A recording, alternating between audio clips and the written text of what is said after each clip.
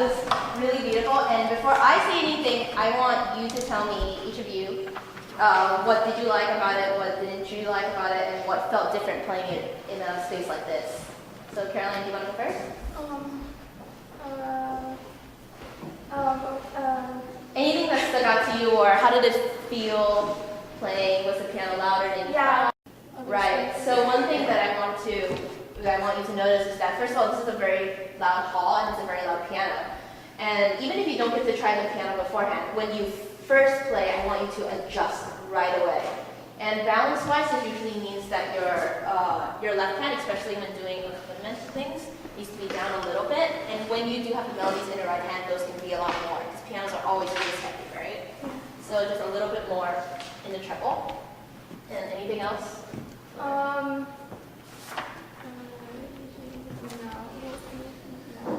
Okay, how about you? The acoustics are a lot More, right? More everything. Did you feel like you projected enough, or do you think you could do more? I'm not sure. I think you could do a lot more. Remember in coaching, we were talking about using the whole bow. You paid for this whole bow, right? Or your parents paid for the whole bow, right? So you gotta use it. Don't be afraid to just play out. And remember when we have the second theme, sing that out. The reason we play music is to be able to play melodies like that, right?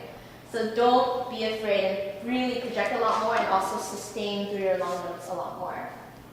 Hey, how about you? It was harder to make dynamic contrast, especially like playing piano. It was a lot harder. Softer, on the softer side. And I think this has been said to every group that's played in here so far, but your pianos can always be a lot softer and also more articulate. And it will be the same thing when you play in Han Halls. Every time I play in Han Hall, my teacher or my coach, you can never be dry enough to articulate a little bit more and really just get down. So when you're playing in a big hall, you have to listen for the sound that comes out of your instrument, and you also have to listen for the sound that goes out there. And you also have to be adjusting all the time. Especially for pianists, it's always really difficult for us. And if anything, they want to play down a little bit. But I also want you guys to be able to sing out more and also create longer phrases. What happens when you have long phrases is that you start them really well, but the end of them, you rush through them because you're already looking forward in the music. And of course, you're being a good musician, right? You're thinking, oh, what's coming up next? I have to be prepared. What did Gabrielle say in the last coaching? But for the audience, I want you to be able to let a phrase go like this before picking up the new thing. And sometimes that can mean taking a little bit of time, especially when you go from something very loud to something very soft. Something you also have to consider is that sound takes, you can hear my voice echoing right now, right? It takes a tiny bit of time to let the air clear, and then you can start something very soft. Otherwise, things will just kind of blur together. So especially when you're ending your phrases, you can just let it go, taper it, and let it go a little gently. Does that make sense?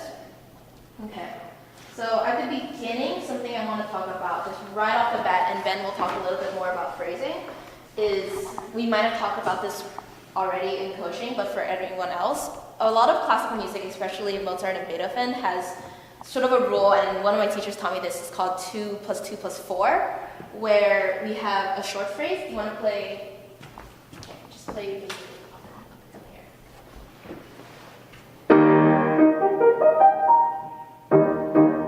So we have a short phrase, and then we have another short phrase. Play it like here.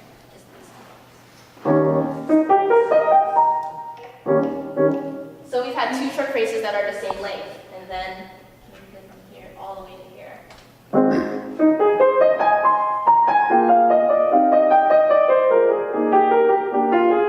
So that was all one phrase, and that was a longer phrase than before. And when you start a phrase that's 4 bars long versus a phrase that's 2 bars long, you approach it a little bit differently, right? Like you see that the phrase goes all the way and it stretches all the way here, and so when you start it, you don't hit this quite as much, but you keep on pulling it.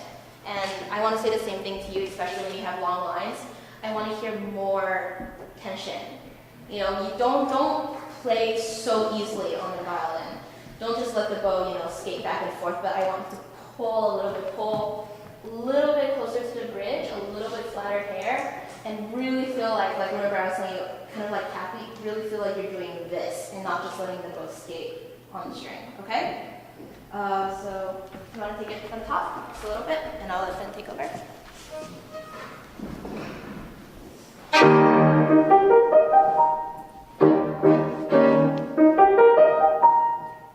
Long phrase, keep it going, keep pulling it.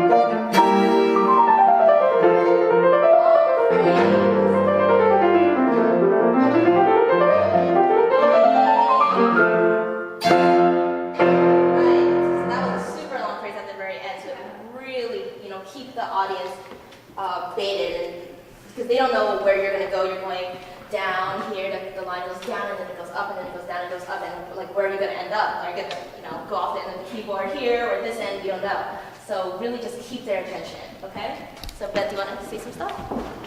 Absolutely. So, first of all, I heard this group for the first time on Monday morning at probably 9 something. And the amount of progress that they've made since then is absolutely staggering. So it's very commendable. That being said, there's plenty to do, as there always is in music. So I want to talk some more about phrasing. In classical music, even if dynamics are not written, they may be implied. And often, when a line goes up and a line goes down, these are implied. Volume up as the line goes up, volume down as the line goes down. That may be an oversimplification, but let's take an example. Can I hear from 57, please? Caroline starts that.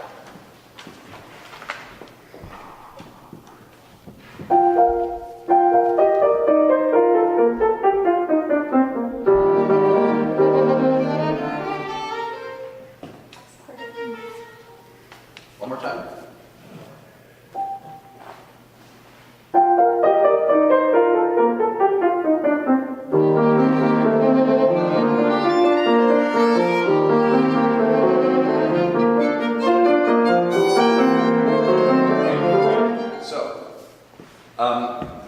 Claire, your line needs to come up more in volume, especially at bar 62. That F sharp is very expressive. Lead yourself to it. All right, lots of vibrato and a faster bow. Really sing that out. Now, another thing is, you have, starting at 59, the melody. This is a moment for you to shine. So bring it out more. Piano in this case is less of a volume indication and more of a character indication. It should be sweet. It should be perhaps a little bit introverted, but it should not be to the point that it doesn't come out and allow the audience to hear the fact that you have the melody. So my suggestion would be to play a bit closer to the bridge, but with a slower bow. Let's have from 57 one more time.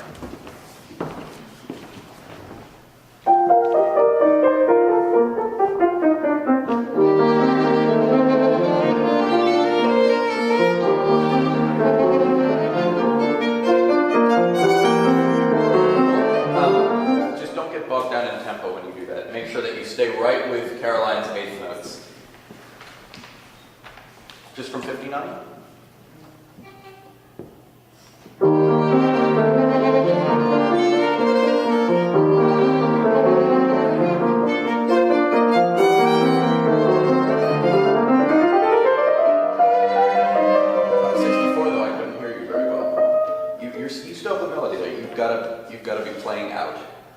within a piano character. And make sure you sustain through your slurs, because I hear da da da da da da da, but the phrase is da da da da da da da da. Look a little bit farther when it comes to phrasing. One more time from there.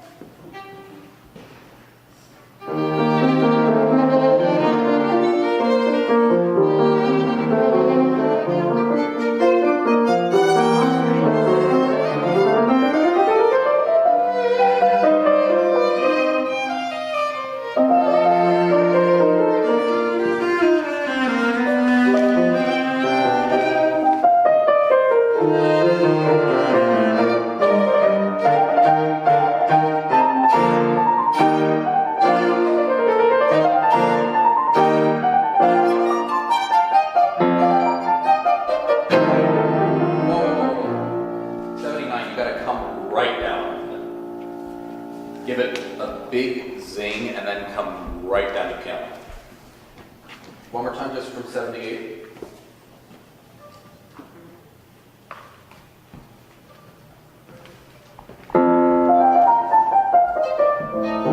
Okay. 74.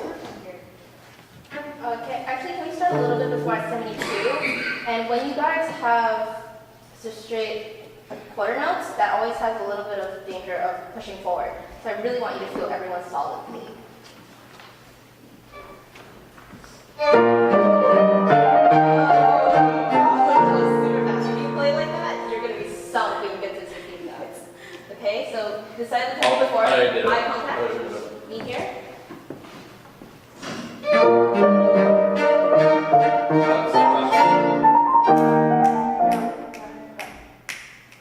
Me here. Eye contact.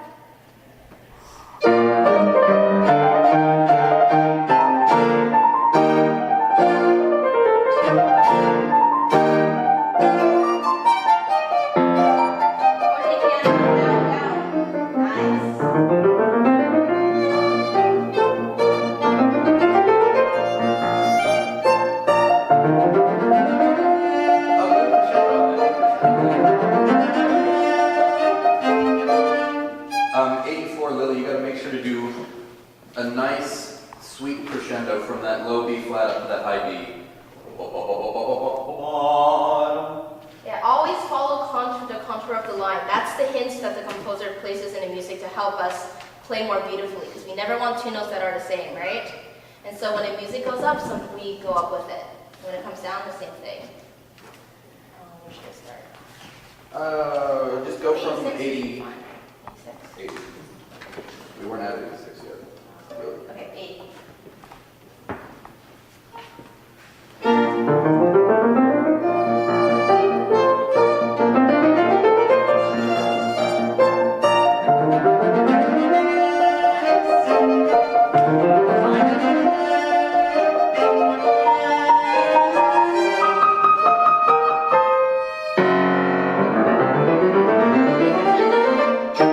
Really clear. Help the crescendo. More.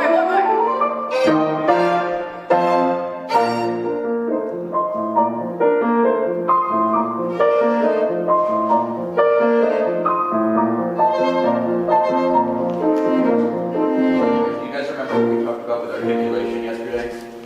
Oh, yeah. It needs to be, when there's a staccato on the second note of a slurred group, it has to be sort of pulsed with the bow. Ba, ba, ba, ba. It basically means to do it in one bow and to, in a way, connect it, but to still have a space between the two notes, and also don't play the second note of the slurred groups too long. Ba, ba, ba, ba. Within one bow for each of those two notes. Can we have from 97, please?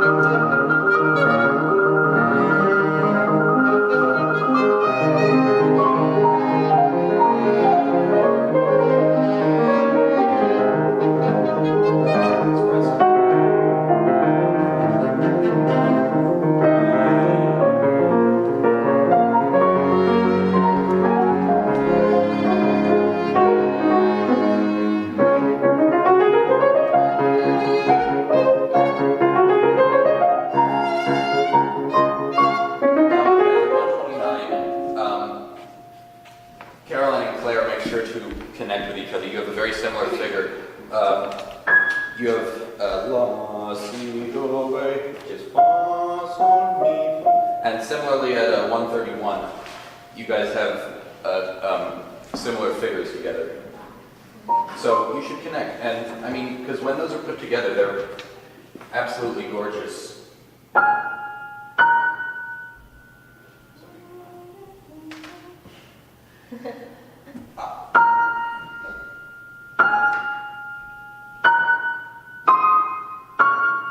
Right, you guys have the contours of the lines are a little bit different there. So really just, I know pianists can always see out of their peripheral vision a little bit, but sometimes it's good to actually turn your head a little bit and look, right? Can we go from 128? You have like 128.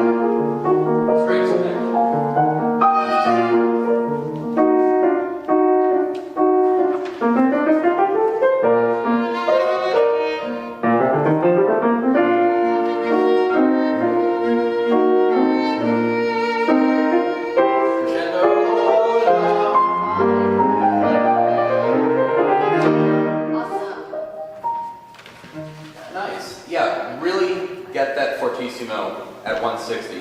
Pace it, because you have forte before it and crescendi before that. So this is a really long line that you got to pace until you finally end up at 160, and then it's boom.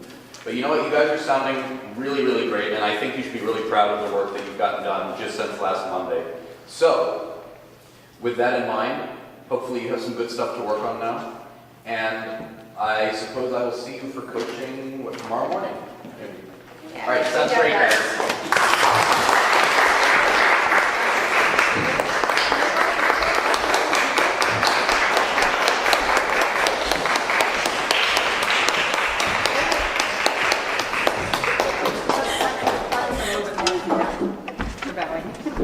Great job.